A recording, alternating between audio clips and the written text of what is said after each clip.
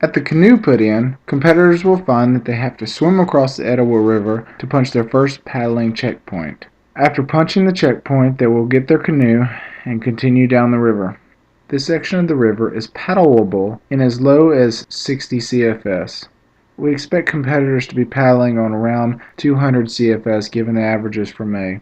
At 300 CFS, it's more about controlling the direction of the canoe, as the water will be propelling the competitors forward much faster. Given a decent rain, and as far as 3 days before the race, this portion of the Etowah can swell to 300 CFS pretty easily. It gets pretty interesting here because some of the trailing teams will be entering the river as the sun is setting. This means half of their paddle will be in the dark. Anybody who has ever paddled on moving water in the nighttime, no matter how benign, knows that choosing routes and avoiding obstacles in the water can be quite a challenge. If competitors are unable to spot obstacles, their canoe may get hung up, fill up with water, and be pinned to the rocks. This could easily be a race ender for some of the trailing teams, so they're going to have to be extra alert and choose their paths wisely. First stop on the paddle is at the Cool Water Intake, which is CP11 on Sweetwater Church Road. There's a bridge crossing the Etowah here, so it should be fairly easy for the competitors to find. The checkpoint will be nestled on top of a 2-story cool water intake concrete building on the side of the bank. There's a lot of mud here, and if it's been raining, it's going to be a slippery slope to climb. The teams will then paddle north and continue their journey down the Etowah until Shoal Creek pours into it.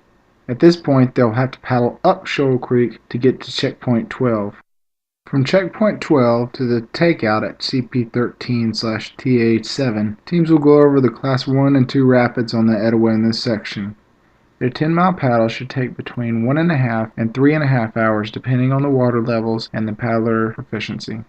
And remember, those trailing teams will find extra difficulty as the second section of the river, the more exciting one, may be tackled at night. Teams will then be challenged by a 3-mile run along Keller Bridge Road in order to re-enter the Dawson Forest City of Atlanta track.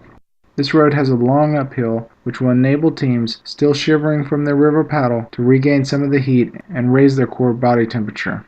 Though the daytimes in May are warm in Georgia, the nighttimes can still be quite cool, and teams coming unprepared may be in the early stages of hypothermia at this point.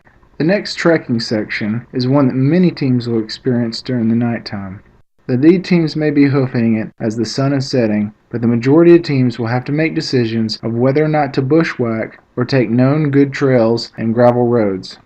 It is clear that the most direct route during this portion of the race is also the fastest, but as many experienced adventure racers know, taking the most direct route, especially at night, has its own risks. CP16 is one of the destination checkpoints along this hike, as it takes competitors to a little-known Barefoot Falls. From there, competitors will make haste through the Radiation Circle, an area long ago quarantined off because of its radiation emissions. The hot cell building in this area is behind 3 layers of barbed wire fence. Teams will do well to push it through this area quickly to CP17, and then on from there back to the Dawson Forest parking area. This time through, the Dawson Forest parking area is checkpoint 18 for competitors. It is also a transition area, as they will be picking up their bikes and pedaling their way out of the transition to CP19. Competitors must cross the Etowah River via the Blue Trail just west of CP12. Depending on the Etowah's water levels, this crossing will come as quite a surprise to competitors who may find themselves chest deep in water. Single track of the Blue Trail is quite fun and also quite challenging. This late in the race, many competitors will find themselves pushing the bike up hills which they would normally be able to climb no problem. But the challenges won't stop there. As the teams rode their bikes south from Emeklola down to the Dawson Forest City track, they were descending in altitude. The ride back will be an uphill battle as teams fight through their fatigue to make their way back home. But there's one more stop as they ride back. Competitors will go back north the same way they came down, crossing over Steel Bridge, now CP20, to make their way up to the Wildcat track. There are a few roads to the Wildcat track that competitors may take. One such road, and probably the most tempting when looking at a map, is named Dinsmore. Even 3 days after a mild rain, this road becomes a mud pit. It's a dirt road and only drivable by all-terrain vehicles. Perfect for mountain bikes. Teams unfortunate enough to take this path may find that they've gained a few pounds in the doing. The Georgia Clay will hang on to their tires for the duration of the race.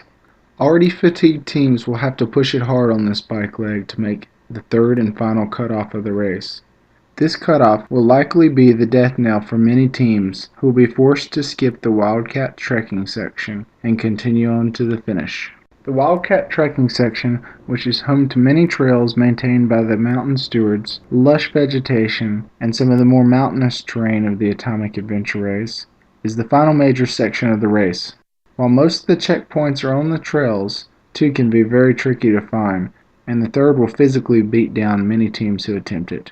The teams may reach the checkpoints during this section in any order they please. Checkpoint 23 in this section takes teams to one of the most magnificent display of unspoilt nature in North Georgia. Falls Creek Falls, probably overshadowed by its taller brother Amicalola, is out of the public eye and can be visited by only a few who are tough enough to trek the trail to get to it. This waterfall is roughly 100 feet tall and is nestled away on the Falls Creek Fall Trail just on the border of the Wildcat Trek.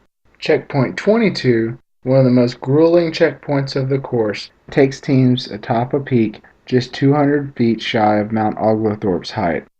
This peak stands at 3,000 feet, 1,500 feet higher than the base camp at Wildcat Campground. No matter which path they pick, teams that make it to this checkpoint will have climbed a great deal in altitude. The final punishment inflicted on teams from this section will be the downhill from checkpoint 22, which after 40 miles of cycling on roads and mountain biking on single track will devastate their knees. Arriving back at Wildcat Campground, competitors will be happy to have reached CP25. From here to the finish, it is a mere 10 miles. From the early hours to as late as noon on Sunday, they will make their way by bike to CP26, same location as the start of the race in Amicalola Falls State Park. After reaching CP26, what competitors will believe is the finish of the race, they will be given a slip of paper detailing their final challenge. Their final challenge is to climb to the top of Amicalola Falls. Teams will make their way to the reflection pool at the base of the falls. From here, their Stairmaster workouts will pay off. A trail leading up to where the staircase starts, and the 600 stairs that follow to the top of the falls, will leave competitors both in agony and ecstasy as they make their way up the winding staircase that follows one of the most stunning and visited waterfalls in North Georgia. Teams may take their time to enjoy some of the fruits of this section as they cool off in the mist wafted from the waterfall. After taking the final set of 425 stairs to the top, teams will reach the final, glorious finish of the Atomic Adventure Race.